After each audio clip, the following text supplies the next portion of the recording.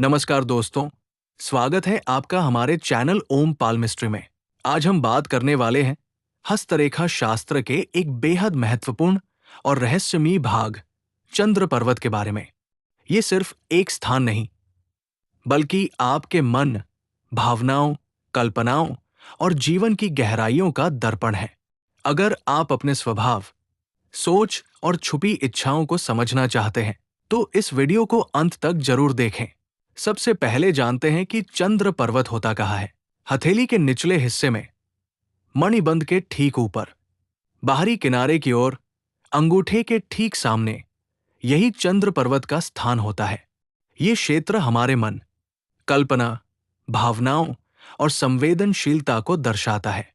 चंद्र को ज्योतिष में शांत, सौम्य और स्त्री ग्रह माना गया है, जो हमेशा संगति चाहता है। ऐसे लोग अकेले कम और लोगों के बीच ज्यादा अच्छा महसूस करते हैं। अब बात करते हैं चंद्र पर्वत की शुभ स्थिति की। यदि ये पर्वत उभरा हुआ, संतुलित और साफ दिखाई दे, तो ये बहुत ही शुभ संकेत होता है।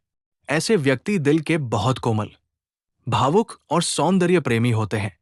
इन्हें प्रकृति, संगीत, कला, कविता और प्रेम से गहरा लगाव होता है। ये लोग कल्पनाशील होते हैं और अक्सर अपनी भावनाओं को रचनात्मक रूप देते हैं, जैसे कविता, लेखन, संगीत या कला के माध्यम से। ऐसे जातक दूसरों के दुख को अपना दुख समझते हैं। उनके अंदर दया, करुणा और मानवता कूट-कूट कर भरी होती है। अगर साथ में मस्तिष्क रेखा भी मजबूत हो, तो ये लोग समाज में एक कलाकार, लेखक या प्रेरणादायक व्यक्तित्व बन सकते हैं। इनके चेहरे पर उम्र बढ़ने के बाद भी एक अलग ही चमक और आकर्षण बना रहता है। अब जानते हैं मध्यम स्थिति के बारे में। अगर चंद्र पर्वत अपने स्थान से थोड़ा खिसका हुआ हो, नीचे की ओर झुका हुआ लगे या बाहरी किनारे की ओर फैला हो, तो ये मध्यम स्थिति मानी जाती है। ऐसे लोग भी सौंदर्य प्रेमी होते हैं, लेकिन उनका झुकाव अधिकतर भोगविलास की ओर बढ़ जाता है।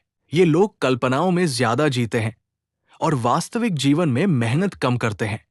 अक्सर अपने आप को किसी कहानी का हीरो समझते हैं और दोस्तों के सामने अपनी छवि बढ़ाने के लिए बढ़ा चढ़ाकर बातें करते हैं।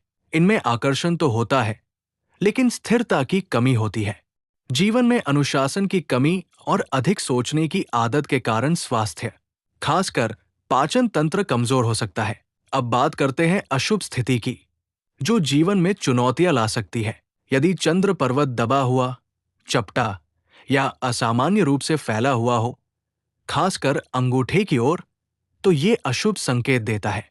ऐसे व्यक्ति अत्यधिक कामुक, अस्थिर और कभी-कभी गलत आदतों की ओर झुक सकते हैं। इनमें संयम की कमी होती है और ये जल्दी आकर्षित होते हैं।